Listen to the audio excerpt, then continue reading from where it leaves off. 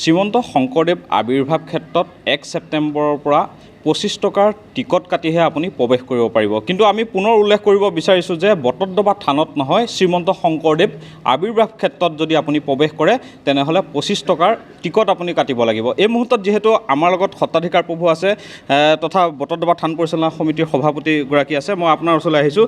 এই যি নিৰ্ধাৰণ কৰা হৈছে যে 25 টকা টিকট কাটি প্ৰৱেশ কৰিব লাগিব তীৰ্থযাত্ৰী ভকত বৈষ্ণৱসকলে, কি ক'ব? হয়, এইটো এটা ভাল এটা কৰ্ম হৈছে।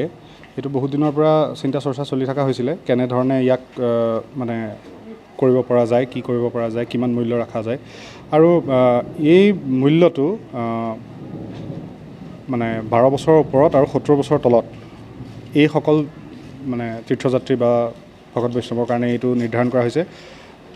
জ্যেষ্ঠ যিসকল নাগৰিক আছে, যিসকল বৃদ্ধ আছে, সেইসকলৰ কাৰণে এইটো কৰা হোৱা নাই আৰু 12 বছৰৰ তলৰ শিশুসকলৰ কাৰণে কৰা হোৱা নাই।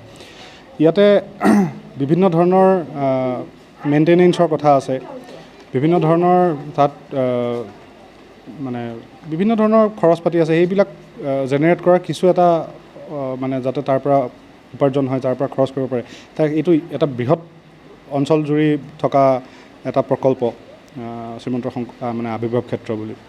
গতিকে ইয়াৰ চোৱা চিতাৰ কাৰণে যিখিনি কৰ্মচাৰী আছে, যিখিনি মানে ব্যক্তি আছে বা তাৰ যিখিনি যাৱতীয় খা খৰচ আছে, সেইসমূহো যাতে কিছু পৰিমাণে হ'লেও ইয়াৰ পৰাই যাতে জেনেৰেট কৰিব পাৰে, ইয়াৰ পৰাই যাতে সেইখিনি চলাব পাৰে, তাৰ কাৰণে এটা চিন্তা কৰা হৈছে।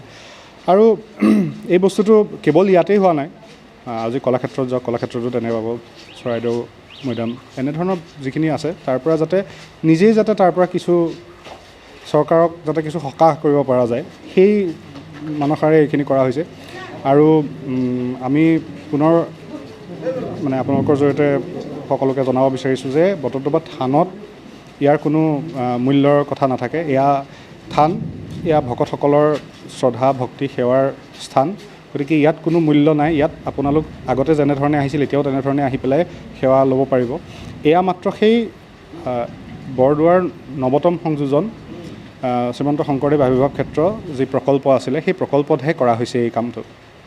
হয়, আমি উল্লেখ কৰিছোঁ যে মহাপুৰুষ শ্ৰীমন্ত শংকৰদেৱ গুৰুজনাৰ যি কলা কৃষ্টি নৱপ্ৰজন্মক পৰিচয় দিয়াৰ উদ্দেশ্যৰে যি 188 কোটি টকা ব্যয় সাপেক্ষে আকাশী গংগাৰ পাৰত যি নিৰ্মাণ কৰা হৈছে শংকৰদেৱ আৱিৰ্ভাৱ ক্ষেত্ৰ, আৱিৰ্ভাৱ ক্ষেত্ৰত 1 ছেপ্টেম্বৰৰ পৰা নিৰ্ধাৰণ কৰা হৈছে যে 25 টকাৰ টিকট নিৰ্ধাৰণ কৰা হৈছে। আৰু সম্পূৰ্ণ আচলতে বয়োজ্যেষ্ঠ 70 বছৰৰ ওপৰৰ যিসকল বয়োজ্যেষ্ঠ ব্যক্তি আছে আৰু 12 বছৰ তলৰ যিসকল শিশু আছে, তেওঁলোকৰ বাবে কিন্তু সম্পূৰ্ণ বিনামূলীয়াকৈ ৰখা হৈছে।